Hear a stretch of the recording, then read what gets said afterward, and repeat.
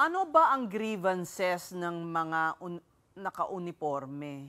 Ano bang, do they have any grievances na pwedeng sakyan? Or is it just because may alok from another political force? Pwedeng it could be all of the above, Ses. No? Dahil, syempre, yung iba sa kanila naalagaan ng husto ni Digong. No? Nung presidente si Digong. Alam ko na doble, triple yung kanilang salaries at saka mga pensyon. Correct. Pero may increase sila lately. May increase lately na ginawa si BBM. Yes. No? Ang sinasabi ko lang kung bakit sila medyo supportive yung iba sa kanila kay Digong. Dahil ang tingin nila na benepisyuhan sila. Ikalawa, itong nangyayari mga corruption scandals. Kung makikita mo yung resulta ng eleksyon sa mga military camps nung midterm election, karamihan sa mga sundalo ay nireject yung administration candidates. So pwede mong sabihin na at least sa rank and file, using their right to vote, ay hindi sila bumoto dun sa alyansa candidates, at least most of them. No? At ikatlo ay nakikita nila yung weakening ng ating mga institusyon. No? Nakikita nila yung weakening ng Congress, weakening ng Senate, weakening even ng Supreme Court. No? Kaya for now, ay medyo disenchanted sila. At hindi ko naman sasabihin na lahat. Pero sa isa kasing power grab, sa isang kudeta, hindi naman kinakailangan lahat eh. Just a small group ang kinakailangan para gawin yan. So yung ibang mga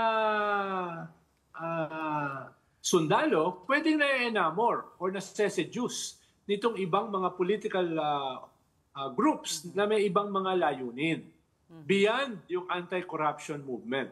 Dahil, ayun nga, medyo nagiging desperate sila. Dahil ang feeling nila, palapit na ng palapit sa kanila yung investigasyon. Diba? Sabi ni Senator Bongo at saka ni Vice President Sara last week, no? Ay kami yung pupuntahan ng investigasyon ng ombudsman. Dapat ang investigahan nila yung mga mastermind. Diba? Yun ang sinasabi ng dalawa last week. So palapit ng palapit sa kanila kaya they can be very desperate. Yung sa uniform service, sa AFP, yung pinag-uusapan natin kanina, we're talking about kasi legit grievances. Ano ba yung, if you were to assess, what legit grievances do they have, no? Beyond na kumampi sila sa mga Duterte, beyond na inalagaan sila ni Tatay Digong nung term niya, ano ba yung legit grievances, kumbaga, against this administration? Do they have anything to be afraid of in that sense? Well, ito yung first time na yung corruption ay very graphic.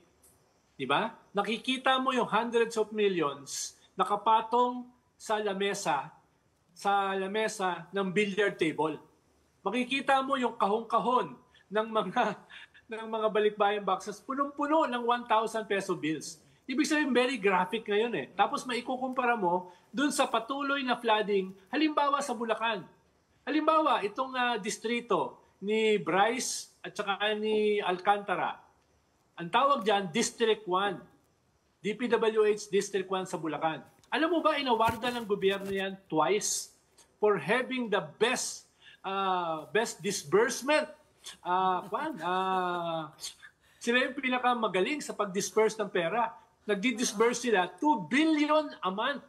Medyo halos imposibleng gawin yun, Dahil para mag-disburse ka ng ganong kalaki every month, kinakailangan mo ng maraming papeles.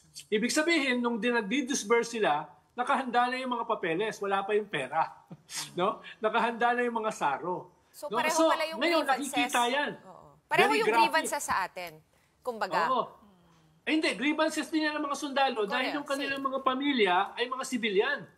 Yung mga sundalo nakatira sa mga flood-prone areas din. Diba? Yung mga sundalo, ganito kaliit yung kanilang mga sinasahod, ganito kaliit ang kanilang mga benefits, kahit na doble yan noong panahon ni Digong, maliit pa rin yan. No? Kaya nakikita nila ito, nagagalit sila.